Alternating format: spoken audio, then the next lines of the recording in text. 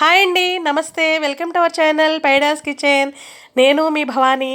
ఈరోజు మనం వంకాయ కర్రీ ఎలా తయారు చేసుకోవాలో చూద్దామండి. ఇది చాలా టేస్టీగా ఉంటుంది, చాలా సింపుల్గా కూడా తయారు చేసుకోవచ్చు. ముందుగా స్టవ్ వెలిగించుకుని ఒక ప్యాన్ పెట్టుకుని అందులో ఒక 2 స్పూన్లు పల్లీలన్న వేసుకుని ఫ్రై చేసుకుంటున్నామండి. ఈ పల్లీలన్నవి మనం పొట్టు తీయాల్సిన అవసరం లేదండి. ఇది లో ఫ్లేమ్లో పెట్టుకుని మనం ఫ్రై చేసుకోవాలి. ఇందులోకే మనం ధనియాలు కూడా వేసుకుంటున్నామండి. 2 స్పూన్ల ధనియాలు వేసుకున్నాము. అలానే 1 స్పూన్ వరకు మనం జీలకర్ర వేసుకుంటున్నామండి. ఇవన్నీ కూడా లో ఫ్లేమ్లో పెట్టుకుని మనం ఫ్రై చేసుకోవాలి. చూసారు కదండి, ఇది చాలా సింపుల్గా తయారు చేసుకోవచ్చండి. చాలా టేస్టీగా కూడా ఉంటుంది. కానీ ఈ కర్రీ గ్రేవీ కర్రీ కాదండి, ఇది ముద్ద కూరలాగా ఉంటుందన్నమాట. చాలా బాగుంటుందండి. ఒకసారి మీరు కూడా ఈ విధంగా ట్రై చేయండి. అది ఫ్రై అయిన తర్వాత ఇందులోకే మనం 2 స్పూన్ల వరకు మనం పచ్చి కొబ్బరి అన్నది యాడ్ చేసుకుని అది కూడా ఫ్రై చేసుకోవాలండి. అందులోకే మనం కరివేపాకు కూడా వేసుకుని ఫ్రై చేసుకుంటున్నామండి. మీ దగ్గర ఎండు కొబ్బరి లేకపోతే మీరు పచ్చి కొబ్బరి కూడా వేసేసుకోవచ్చు. ఏదైనా ఒకసారి ఇలా ఫ్రై చేసుకోవాలండి. అది అంతా ఫ్రై అయిన తర్వాత ఇందులోకి మనం 2 స్పూన్లు తెల్ల నువ్వులన్నవి వేసుకుని ఫ్రై చేసుకుంటున్నామండి. ఇలా సిమ్లోనే పెట్టుకుని ఫ్రై చేసుకోండి మొత్తం అన్నీ కూడా. చూసారు కదా, ఇలా ఫ్రై అయిపోయింది మొత్తం అంతా, నువ్వులు కూడా వేగిపోయినాయి. ఇదంతా కూడా మనం ఒక ప్లేట్లోకి తీసుకుని చల్లారనిచ్చుకోవాలి.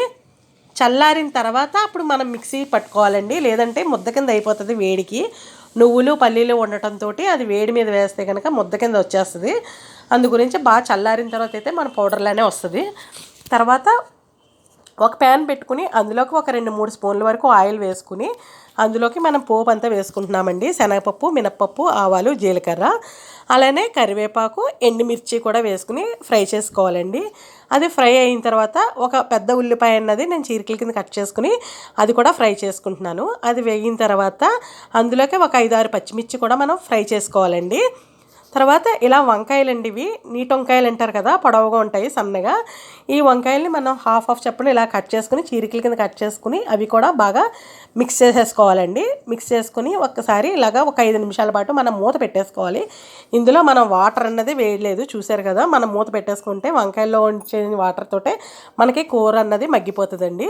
తర్వాత మనం వేయించి పెట్టుకున్న దాంట్లోనే ఒక 6 నుంచి ఒక 8 వరకు వెల్లుల్లి రెబ్బలు వేసి మనం ఇదంతా కూడా మనం మిక్సీ పట్టుకోవాలండి మసాలా అన్నది.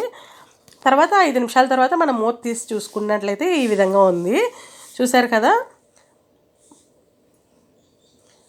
ముక్క అన్నది మగ్గిపోయిందండి. ఇందులో అసలు మీరు చూసినట్లయితే మనం అసలు వాటర్ అన్నదే వేయలేదు. మనకి ఇలా మగ్గిపోయిన తర్వాత ఇందులోకి మనకి సరిపడినంత, కూరకు సరిపడినంత సాల్ట్ అన్నది వేసేసుకుంటున్నాము. అలానే కొంచెం పసుపు, అలానే మన కారానికి కారం కూడా ఇందులోనే వేసేసుకుంటామండి. ఎర్రకారం వేసుకుంటాము. అది మిక్సీ పట్టుకున్న మసాలా పౌడర్ అన్నది వేసుకున్నామండి. అందులోకే మనం 1.5 స్పూన్ వరకు కారం అన్నది వేసుకుంటున్నామండి. ఇవన్నీ కూడా బాగా మిక్స్ చేసేసుకోవాలి. చాలా సింపుల్గా అయిపోతుందండి ఈ కర్రీ అన్నది, చాలా ఫాస్ట్గా చేసేసుకోవచ్చు మనం. చూసారు కదా, ఇలా ముద్దగా ఉంటుందన్నమాట ఈ కర్రీ అన్నది. చూసారు కదా, ఇదంతా బాగా మిక్స్ అయిన తర్వాత ఇందులోకి మనం కొంచెం కొత్తిమీర అన్నది వేసేసుకుని నిమ్మరసం పిండుకోవాలండి. ఈ కర్రీలో ఒక హాఫ్ చెక్క వరకు నిమ్మరసం అన్నది పిండుకుంటే చాలండి, ఎక్కువ అవసరం లేదు. ఒక చెక్క పిండుకుంటే సరిపోతుంది. ఇదంతా బాగా వేసేసుకుని ఇలా మూత పెట్టేసుకుంటే సరిపోతుందండి. ఇది బాగా మిక్స్ చేసేసుకోవాలి. అంతేనండి, ఈ కర్రీ చాలా సింపుల్గా చేసేసుకోవచ్చు.